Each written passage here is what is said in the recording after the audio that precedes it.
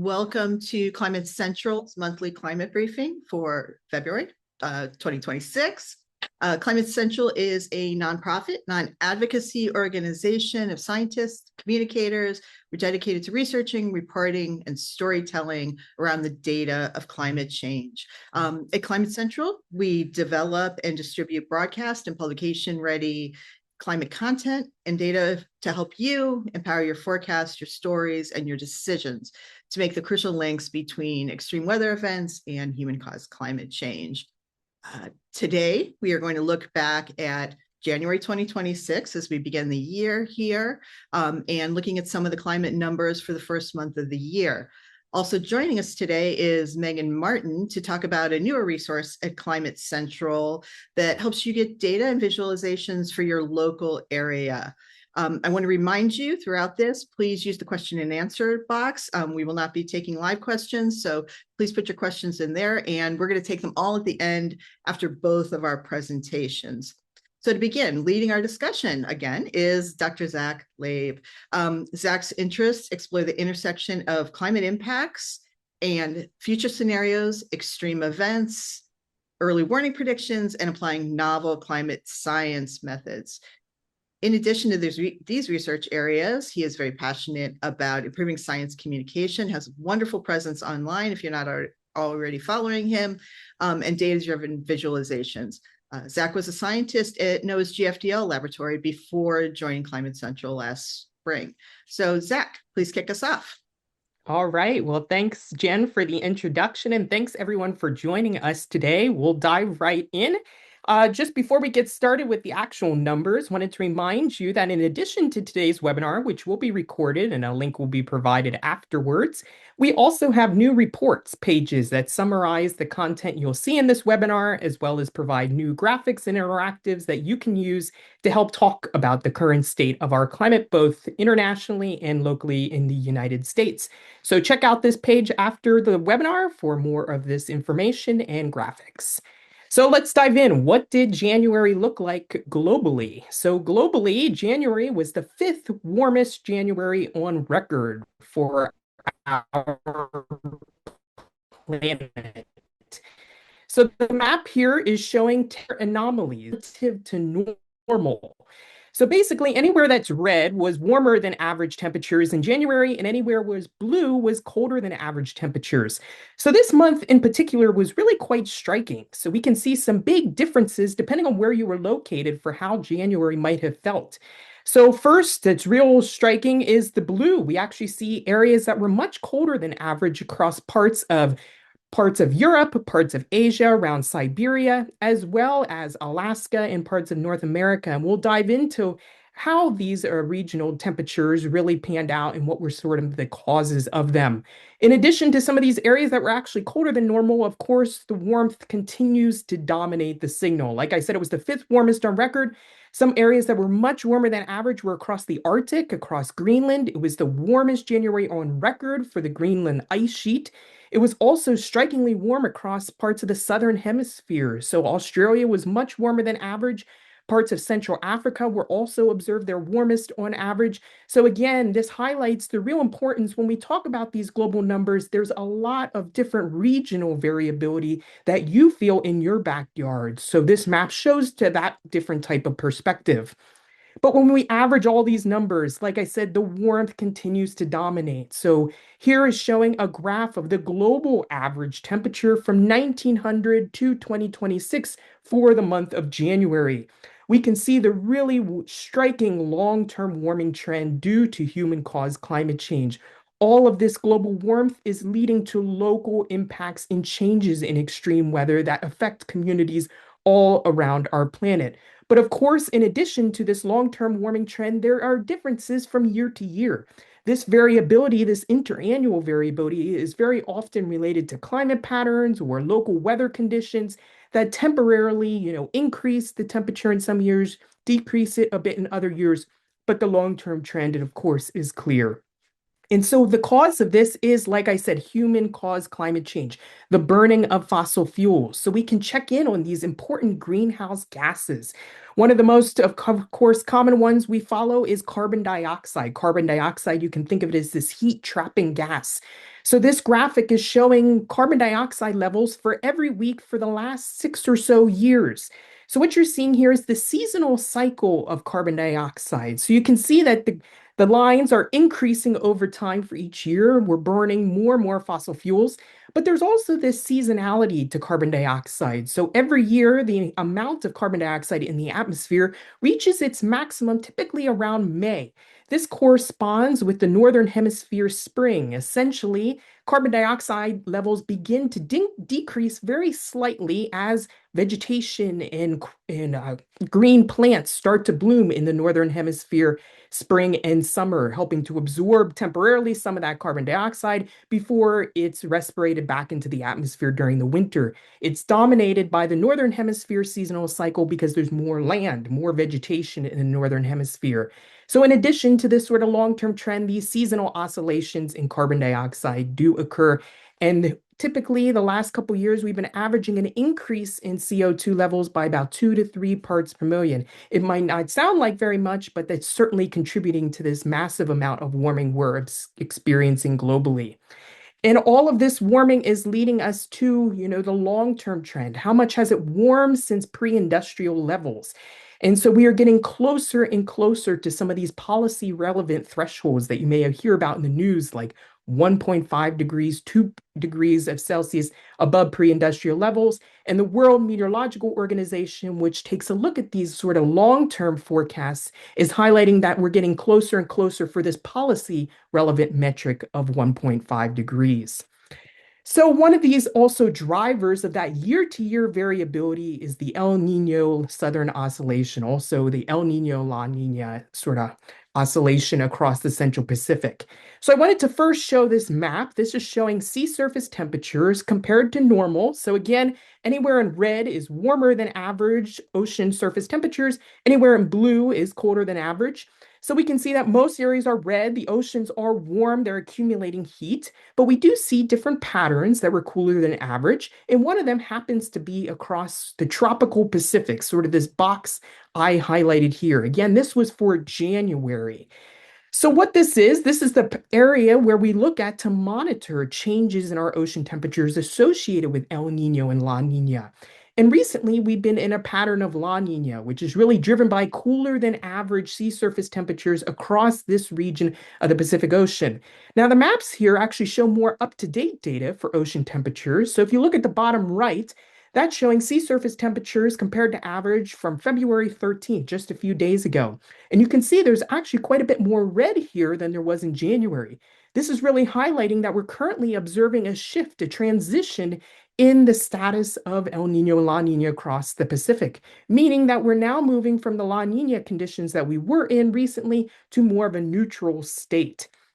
And so if we take a look at the forecasts for the state of El Nino and La Nina, here's what they are. So there's a lot of jargon here. So essentially, to break down what we're looking at these different acronyms like CAN ESM5 refer to different forecast models. So these are seasonal forecast models that we look at to try to predict weather climate patterns months out in advance.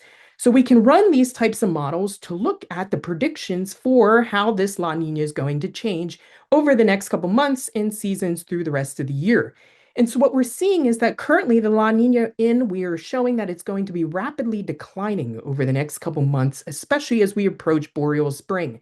And longer range forecasts from these statistical models, these seasonal forecast models, all indicate the potential for an El Nino growing later in this year. However, I do want to highlight there is significant uncertainty in these predictions, especially that far out into the future. So I think the takeaway message here is that La Nina is transitioning to more of a neutral phase. This has implications not just for things like global temperature, but also for weather patterns around the world, like in South America and North America. And so as we transition to this more of a neutral state and potential for El Nino later in the year, this might be associated with a bit of a boost to global temperatures. So typically El Niños are associated with a bit more warming. So those years are typically warmer for global temperatures. So what this graphic is showing is this is showing monthly temperatures compared to average. And we highlight here El Nino years in months that are in red, in blue months in years with La Nina states in this shading. And so you can see here that in addition to the long-term trend from climate change, there are these, oscillations over time related to El Nino and La Nina. So again, the takeaway here is that as we transition to a potential for El Nino, it's likely that global temperatures will have this bit of an added boost to the long-term warming signal. So let's zoom in on one of those regions that really had a striking temperature contrast during the month of January, and that was here in the United States. So what you're looking at is, again, temperature anomalies for the month of January across the lower 48. So the real takeaway here is that the West was very warm. So temperatures were much above average across a large portion of the Western United States. Now, I think to me, what's really interesting here, and my own perspective, I'm based in Pennsylvania, is that it has felt very cold, persistently cold across this area for much of the eastern United States, the southern United States over the last couple of weeks and months, really. And so when we put this in the historical perspective, however, as you can see here by the light blues, it wasn't certainly record cold, and it really wasn't that cold compared to the long-term average. It's just that our perspective has changed. It's been so warm, this long-term warming trend, that the recent cold we'd observed was actually pretty normal in the past. But it's just been such a rare occasion that we've had these cold temperatures in recent years, giving us this change in perspective. And so we can also look at the sort of average temperature of the United States and again put it in the long-term perspective. So this graph is showing the average temperature across the contiguous United States, and it's from 1900 on the left all the way through present day 2026 on the right. So you can see there's the long-term warming trend and a lot of that interannual variability, those ups and downs in the yellow line. And we can see that if we compare January for the United States, it really wasn't that remarkable in either direction. It was actually pretty close to the long-term trend line, despite all of those recent big headlines for snow and cold, especially in the eastern US. For precipitation, that was actually more noteworthy across the US, where it was the 11th driest on record for the lower 48. This map is showing where precipitation was wetter or drier than average. And you can see that most of this area was drier than average across the US. It was specifically dry across the southeastern US, where long-term drought has been continuing, but it was also a big change across the Pacific Northwest. If we recall, all of those record floods across the states of Washington, Idaho, Montana that occurred in December really had quite a switch in the weather pattern, providing much drier conditions across this region. Even parts of Montana had record dry January conditions. And so we can take a look at the latest drought monitor for the US and really see, as highlighted and mentioned before, that it's dry across many areas. So anywhere in sort of the yellows and browns here is indicating that that area is either abnormally dry or in drought conditions, covering most all of the US. Surprisingly, compared to recent history, California is one of the states not experiencing drought according to this current metric. But across large portions of the south central US, parts of Texas, Arkansas, Oklahoma, all the way into the southeast, like in Georgia and Florida, despite some of the recent winter storm in that region, it's continuing to be in a severe or even extreme drought in many locations. And we're also going to be highlighting conditions across the West later in this presentation to talk about the really striking and historic snow drought that we're seeing across the West, where 91% of stations across the Western US have less than average water in their snowpack. And we'll dive into those details in just a minute. So snow, of course, is something that a lot of people talk about this time of year. So we thought it'd be great to check in. So how does snowfall this season compare to normal so far this winter? So anywhere in blues and purples indicating that that area has had a snowier than average start to the winter, and anywhere in red has been less snow than average. So your percent of average.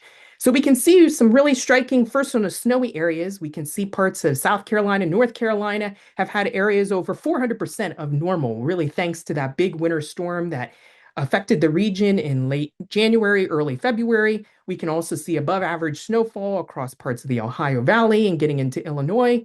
But for much of the country, particularly across the western US, they have seen very little snowfall compared to average. And this has big implications for water resources in those regions. And so, like I said, the big story recently across the eastern US has been the cold.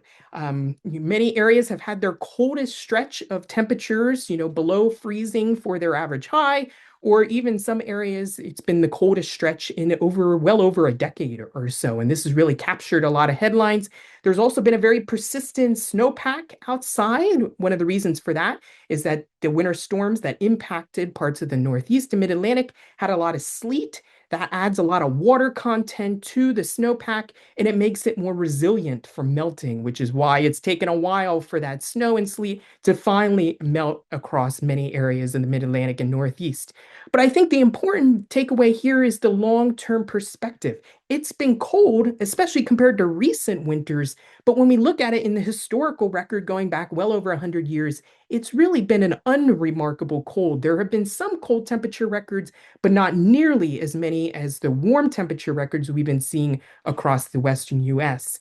And one of the real highlights of this recent cold and winter spell has been across the Carolinas.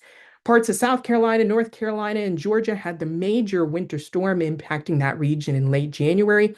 Across North Carolina, this was the first winter storm with measurable snowfall in all counties across the state since 2014. And on the right-hand side is one of these great satellite images where it was a particularly sunny, clear day where you can see the snowpack all the way down south to Georgia in South Carolina, reaching even the Outer Banks and coastal regions. Some of those coastal areas in the southern Outer Banks received over a foot of snow. So it was really quite a remarkable winter storm for that region. And so the weather pattern that really has driven this has been associated with this is a bit more technical here, but I think it really highlights the contrast between the East and the West, is we've seen this trough pattern across the eastern United States. You can see highlighted on this map that really allows cold air to flow south from high latitude regions, bringing that Arctic blast to that area. Meanwhile, across the West, there's been a big ridge. So that, in terms of meteorologically speaking, those types of ridge weather patterns often bring the dry conditions, the really mild conditions. And so we've seen this really striking contrast across the lower 48 US due to this sort of large-scale weather pattern.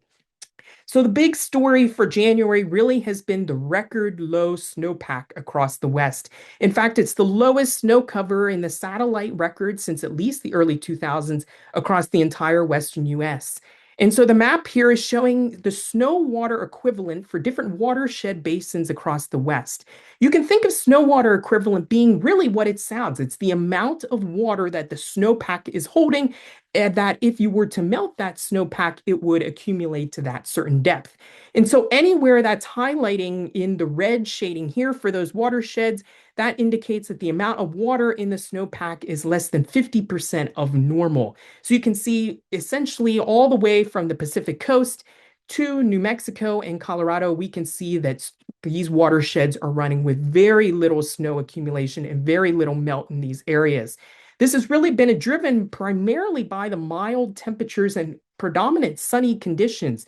This has been really noticed at the higher elevations, where some of the highest elevations of the mountains across the West have been able to maintain their snowpack. But if you go to some of those slightly lower elevations, due to the really mild conditions, they just haven't been able to accumulate that type of snowfall. So it's really highlighting that a lot of this record low snowpack across the West is particularly driven by these really, really warm temperatures.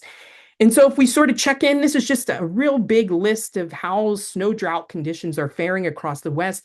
I've highlighted in yellow the states where the number of stations across those states are having more than 80% that fall into a snow drought.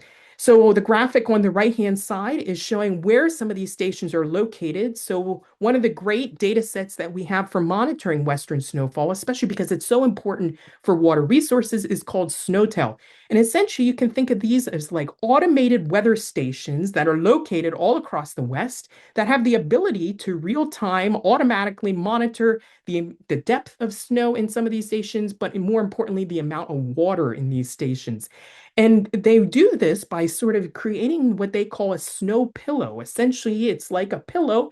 And as the snowpack accumulates on it, it sort of weighs how much water equivalent is in that snowpack. And that's how these stations work. They've been running for decades, and they really provide us a good idea of how the amount of water is faring in some of these really hard to get to, but very important mountainous locations across the West. So anywhere where you see the sort of yellow and red dots indicate that those stations are really observing a snow drought so far this winter, already moving into early February, which is all across the Western US.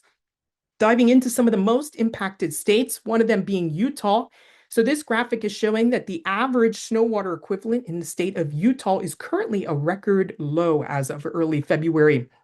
Typically, the seasonal peak, the amount of snow that reaches its maximum water content, is sometime in early April into May. And so we have some time to still get some precipitation, some snowfall, but time is really running out. And this, again, has big implications because, if, for example, in Utah, 95% of Utah's water supply comes from their snowpack. So this is very important, especially given that they're already observing drought conditions.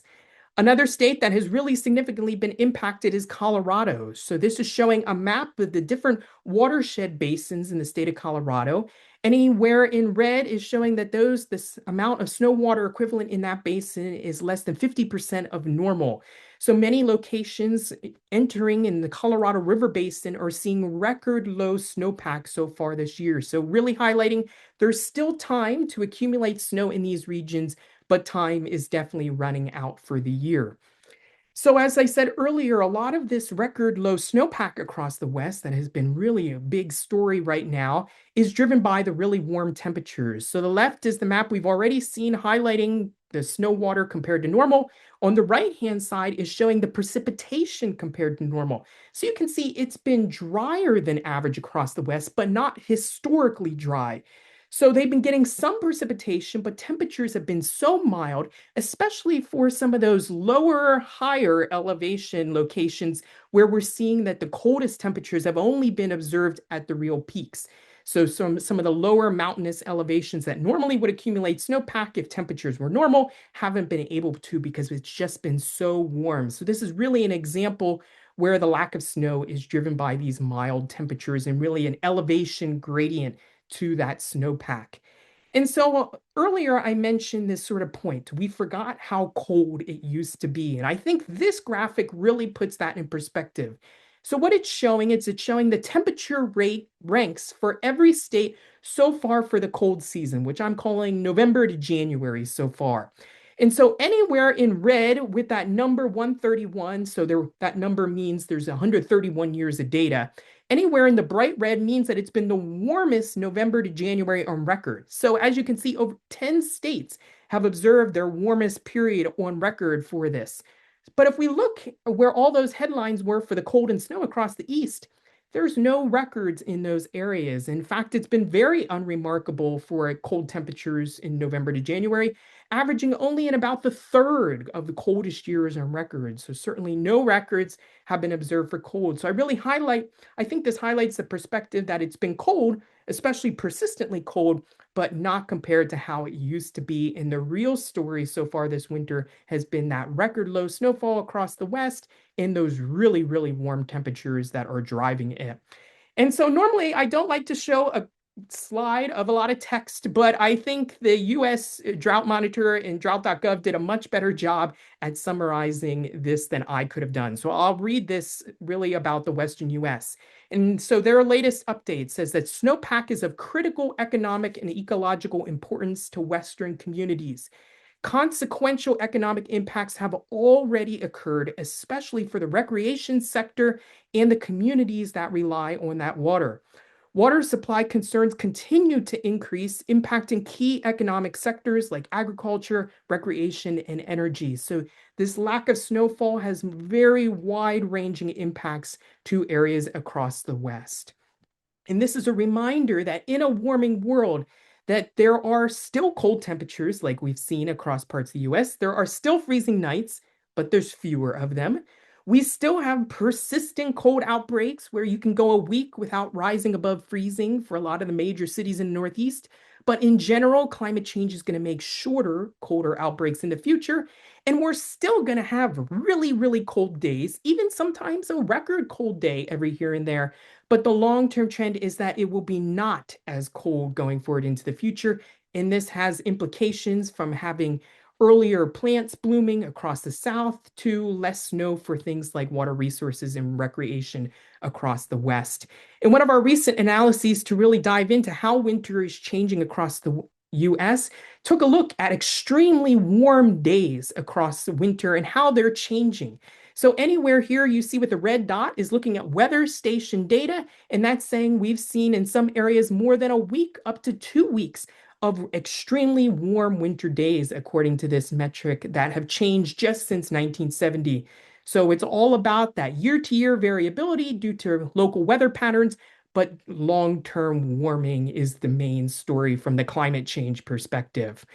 And so what does it look like going forward? So we've summarized it's already been cold across the east, warm across the west. How does it look like going through the rest of February? And there is good news, especially across the west. And we can even look to today's weather, where there are winter storms impacting today across the western US, across California, extending into Utah and Colorado with snowfall. One of the big things that meteorologists and climate scientists will be watching is temperatures for those upcoming winter storms that are expected through the end of February. So this outlook is suggesting that at least the next 10 days have a higher than likely chance of wetter conditions across the west, but we'll be really monitoring temperatures.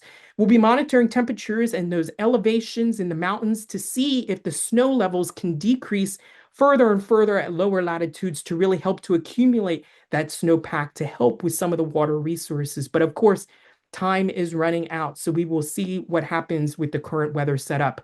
Across the east and southern US, the temperatures, at least over the next week or so, will have a tendency to be a bit warmer than average, especially compared to recent conditions for the first half of February.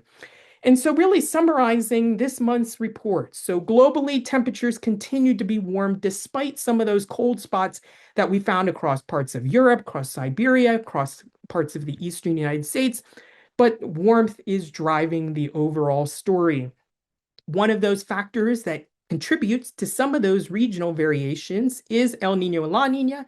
So currently we're seeing the tendency for us to trend to neutral La Nina conditions with a potential for El Nino later in the year. But again, I want to highlight there are lots of uncertainties with that forecast, but we'll be providing monthly updates on ENSO moving forward.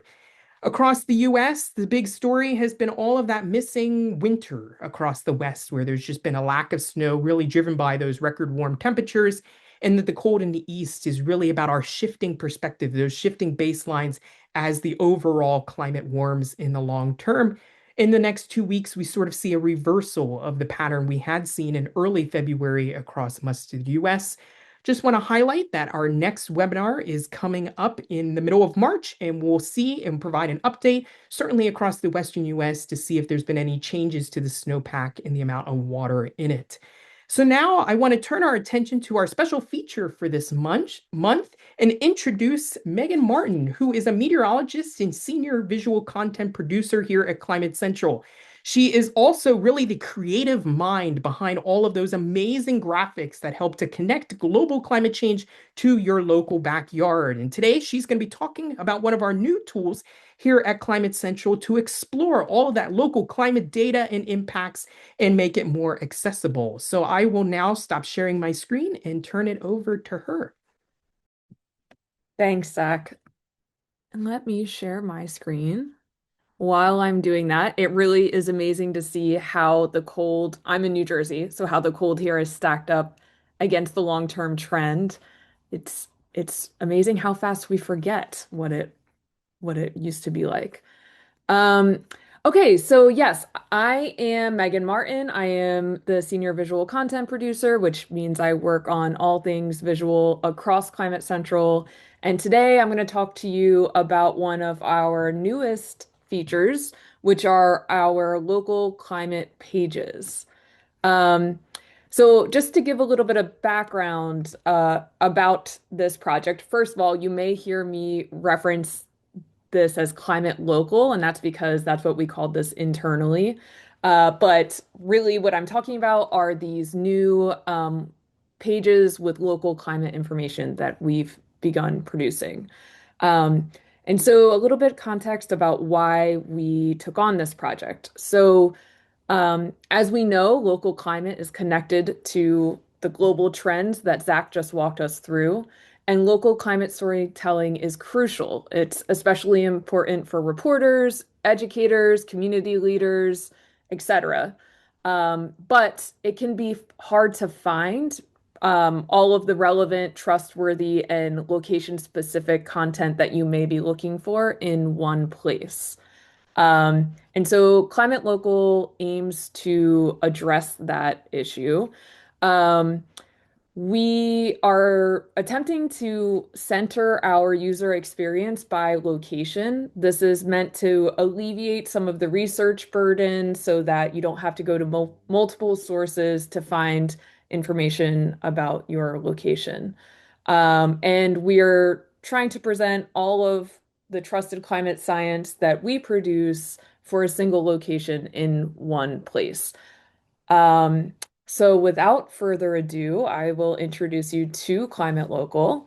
Currently, sorry, local climate pages. You can find this on our homepage, which is just climatecentral.org. It's front and center right here. But if you are somewhere else on the Climate Central website and would like to find this, you can also find it up here in our tools category, which is this local climate information tab here. Um, and something of note is that we don't currently have climate local pages available for every location in the US, but you can see the list of our supported locations here. Um, and this gives you a list of all the different places that we are currently producing this content for. So first, I'm going to give you an example of a city near me, which is Philadelphia. And so you can see we enter in Philadelphia and we're given curated storytelling information about this location. So this first section here gives the climate context of Philadelphia. We introduce how climate change is affecting Philly in a variety of ways, including less extreme cold, fewer freezing nights, and more unusually warm days. We also provide these context data cards, which show some overall climate change statistics about this location. So, for example, we can see that the temperature has warmed by 3.8 degrees Fahrenheit on average since 1970. You can expand these data cards to learn more about this statistic, and you can see the data plotted here for it. You can learn a little bit about what this means for this location, and you can see the data source directly here. Similarly, we provide information about the precipitation trend in this location. And again, in Philadelphia, you can see that we are on average getting 3.8 inches more of precipitation since 1970. And then this last context data card is about a Climate Central tool called the Climate Shift Index. Like Zach mentioned, the East Coast has been cold this year so far, so we don't yet see many days that have been affected, that whose temperatures have been affected by climate change. But you can see, you can look back in time and see how many days temperatures were strongly influenced by climate change. Then we get into what we would call the seasonal context section. So here you can choose which season you're interested in viewing. It will default to the current season. So we're currently seeing the winter statistics. And like Zach mentioned, despite having what felt like a very cold winter so far, it actually overall has been warming quite a bit in this area. So we can see that there's now 29 days, fewer days of cold And again, you can expand this to learn more. We can see how much winters have warmed in Philadelphia since 1970. Again, you can expand and see more. And we can see how much the sea level has risen nearby. Um, Lastly, we have our impact section. So this is updated on a more frequent timescale than these other two sections. This we update anytime Climate Central publishes new content that is relevant to the location. And this is meant to describe how these data statistics that we're seeing here are impacting life in this location. So in Philadelphia, we can see that the coldest days are warming up, and we can learn more about what that means, that there's fewer freezing nights, more warm winter days, um, and so on. You can click here to learn more, which will bring you to a much more detailed point of view. This is our Climate Matters entry for the winter package. But if I go back to Climate Local and continue down on the page, we get to the rest of our resources that are connected to this location. So you can see everything that we have produced that is tied to Philadelphia as we scroll down. And what's really cool about this is you can download the visuals directly from this page, or you can click on the link, which will bring you to the entry where you can learn more. Um, so that's Philadelphia. Let me show you another location. So I am going to go to Sioux Falls, South Dakota. And you may notice that we just had this exclamation point pop up here.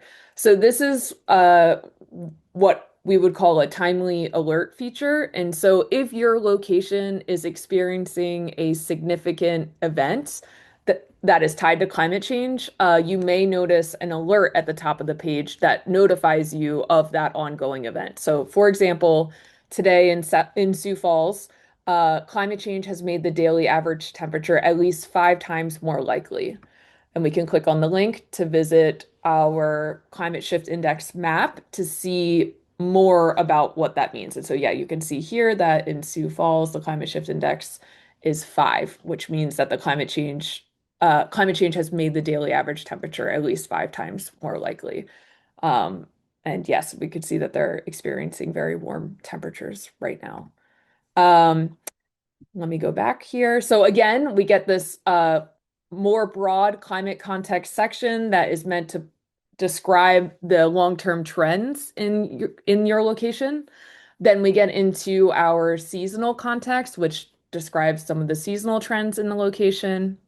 Then we get into our impact section, which is updated more frequently and describes how these long-term trends and seasonal trends are affecting life in that location.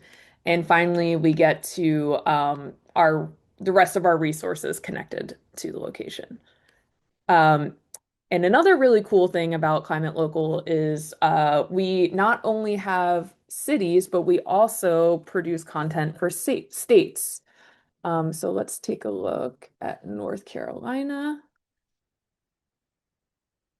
And it's very similar setup to the city-specific content in that we have our long-term context, our seasonal context, and impacts along with additional resources.